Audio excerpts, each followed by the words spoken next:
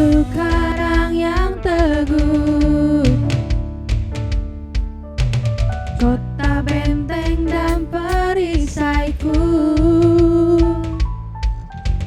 yang menang kalahkan maut,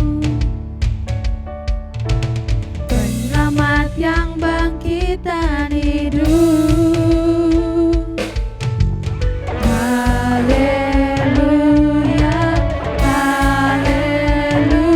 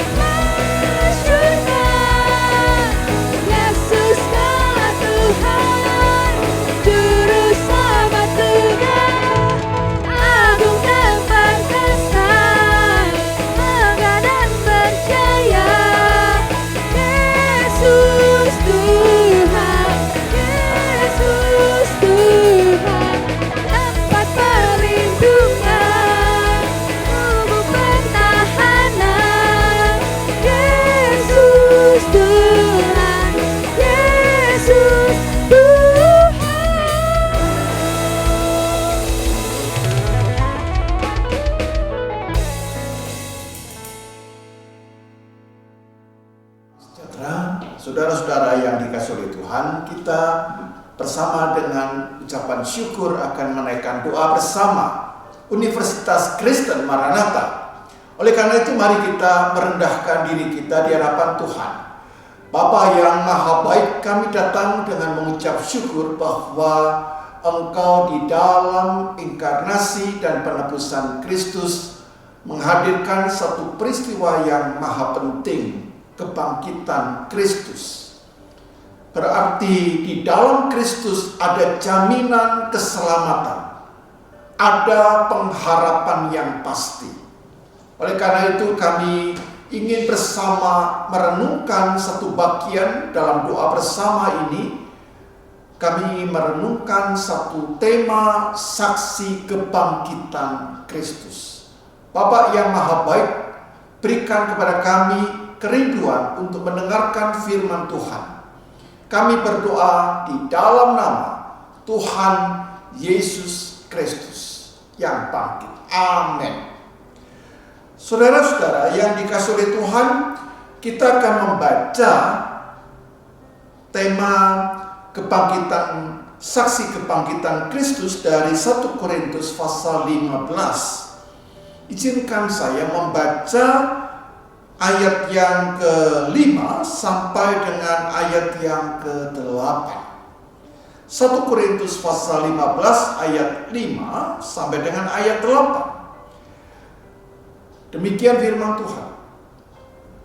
Bahwa ia telah menampakkan diri kepada Kefas dan kemudian kepada ke-12 muridnya. Sesudah itu ia menampakkan diri kepada lebih dari 500 saudara sekaligus. Kebanyakan dari mereka masih hidup sampai sekarang, tetapi beberapa di antaranya telah meninggal.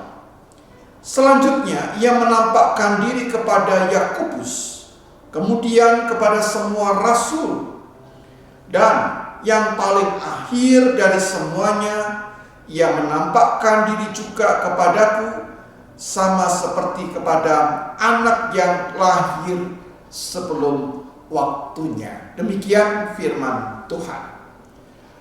Saudara-saudara yang dikasihi oleh Tuhan, kita lebih mudah mana memahami kematian Yesus ataukah kebangkitan Yesus? Saya yakin bahwa kita akan lebih mudah untuk menerima peristiwa kematian Yesus.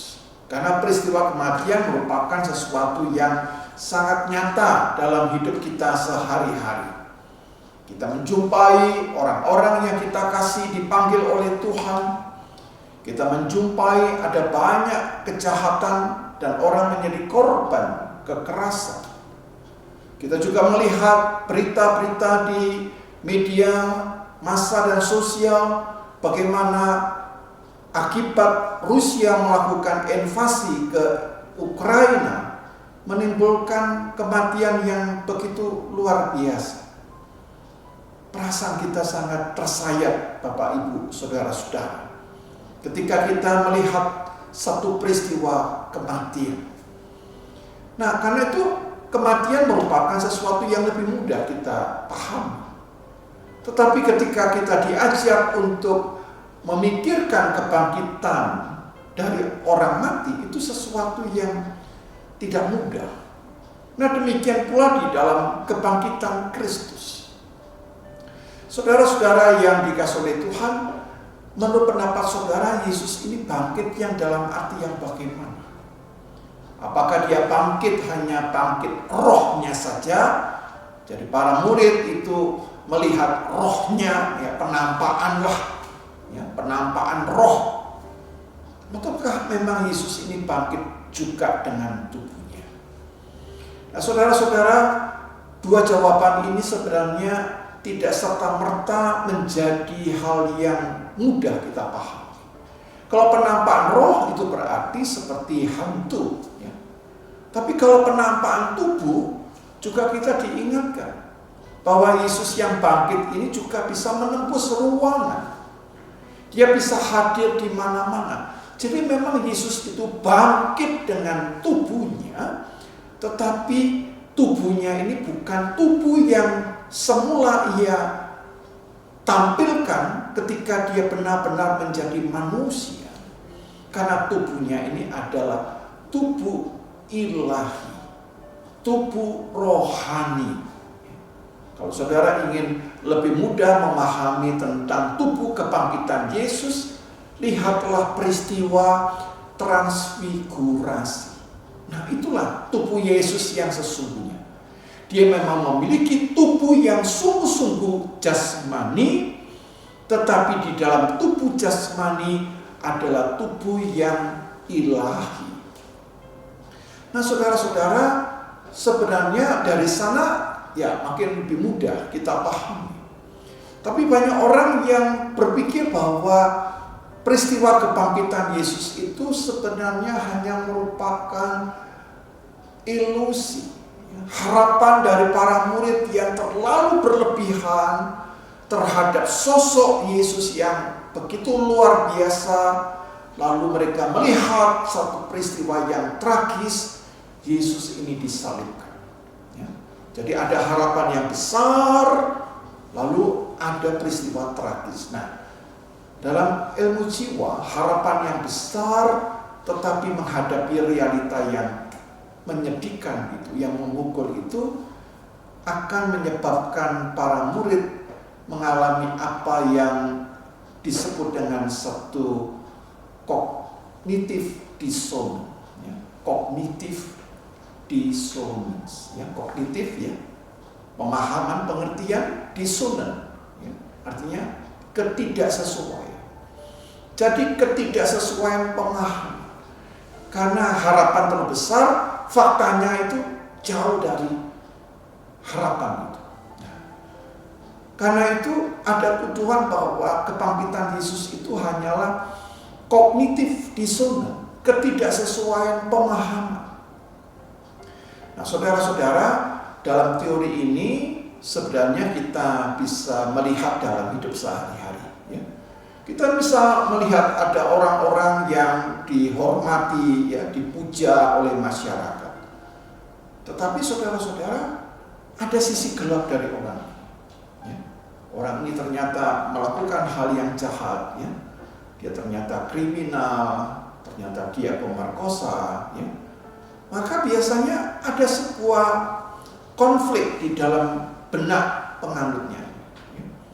Maka mencoba menjadi rasionalisasi, mencoba menjelaskannya secara rasional, padahal itu bertentangan dengan realitanya.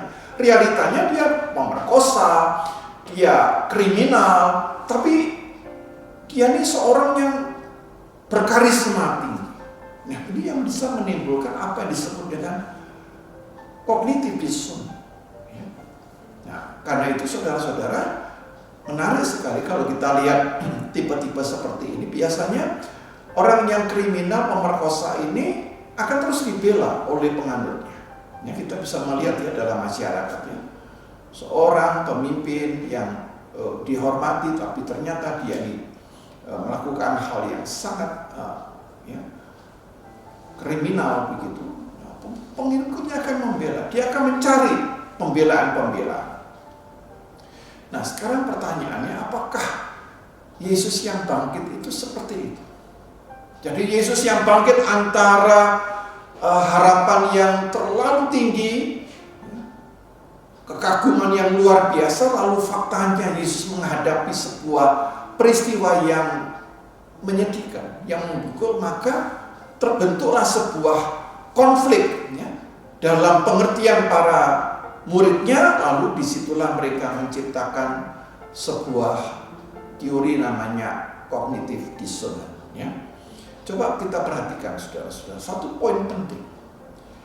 Apakah mungkin seorang yang melakukan satu cognitive dissonance itu bisa bertahan ribuan tahun? Saya yakin sulit. Kalau dia mempercayai masih 3 bulan, 1 tahun, masih oke. Tapi kalau sampai bertahun-tahun, puluhan tahun, ratusan tahun, bahkan ribuan tahun, itu saya kira hal yang tidak mudah. Kita bisa membohongi publik, bisa. Tapi publik tidak selalu bisa dibohongi.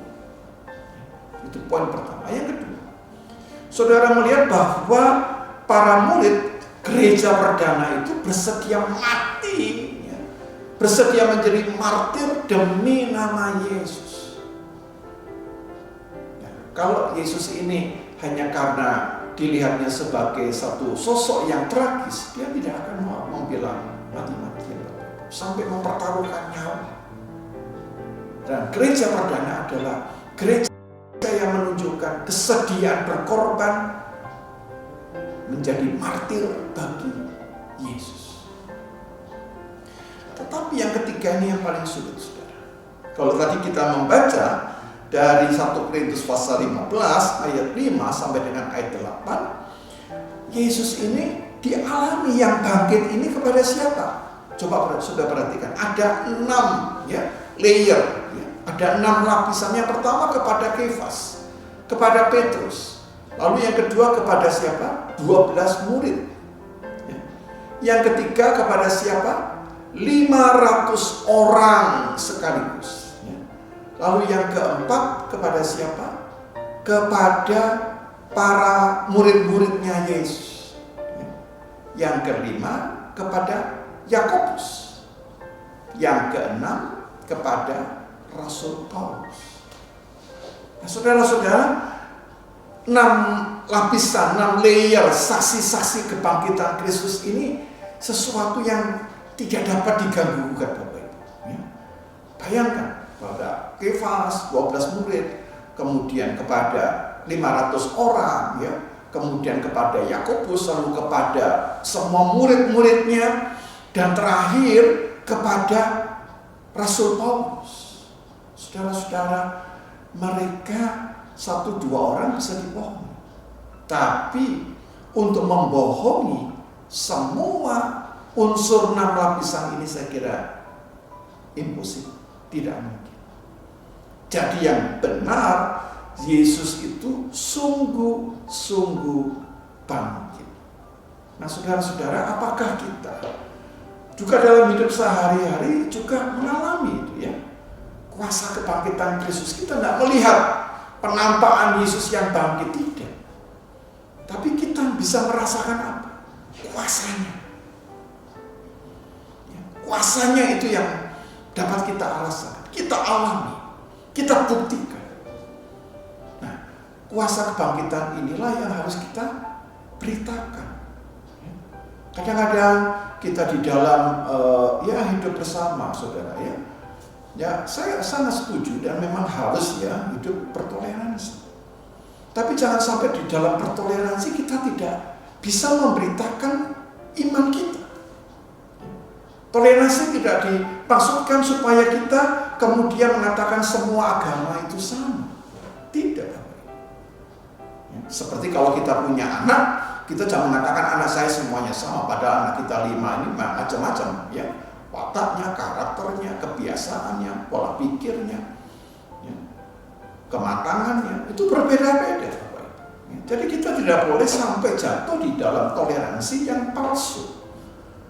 Ya, semua agama itu sama, lalu kita tidak bisa kritis. Ya, nah, kita di dalam kuasa kebangkitan Kristus itu harus menyampaikannya dengan apa adanya. Kita harus menyampaikannya dengan keseluruhan diri kita, tapi juga kita menyampaikan dengan kritis realitas-realitas sosial yang tidak sesuai. Saudara-saudara, disitulah kita semua dipanggil di dalam peristiwa Paskah ini menjadi saksi-saksi kebangkitan Kristus. Maukah saudara ambil bagian untuk menjadi saksi kebangkitan Kristus? Amin.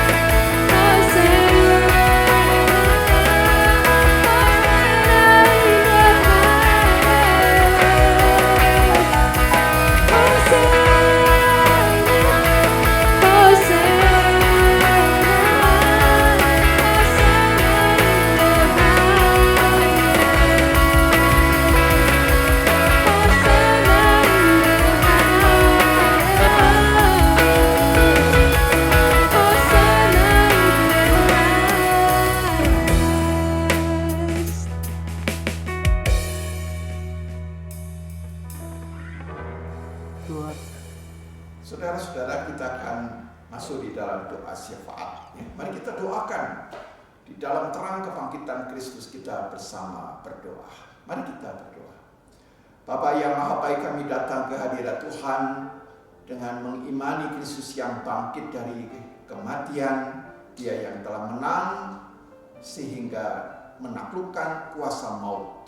Oleh karena itu kami doakan Tuhan.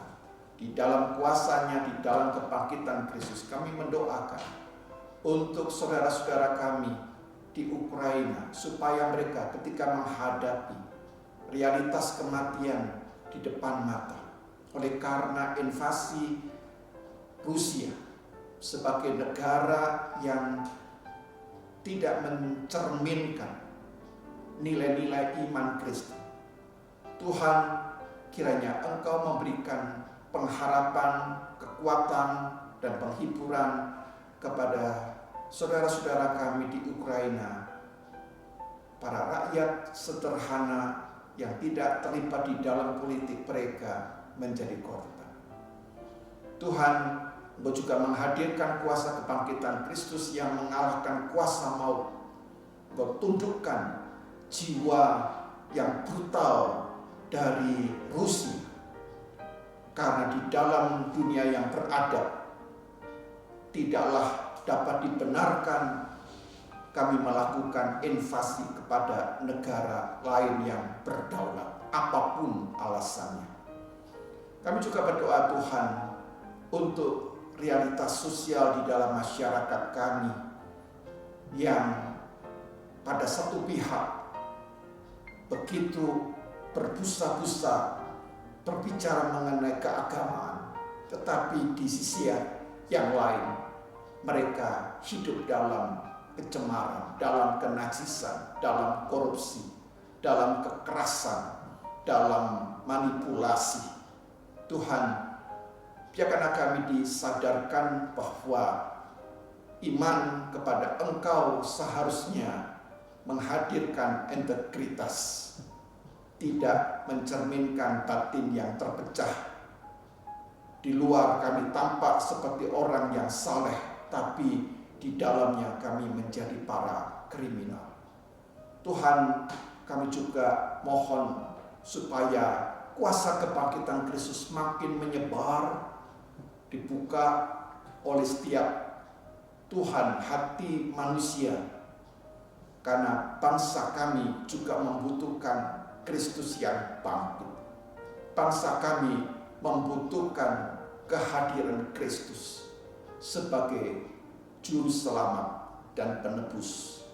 Oleh karena itu Bapa, biarkanlah Roh Kudus-Mu bekerja kepada seluruh bangsa kami, sehingga mereka mengenal Yesus adalah Tuhan dan juru selamat mereka.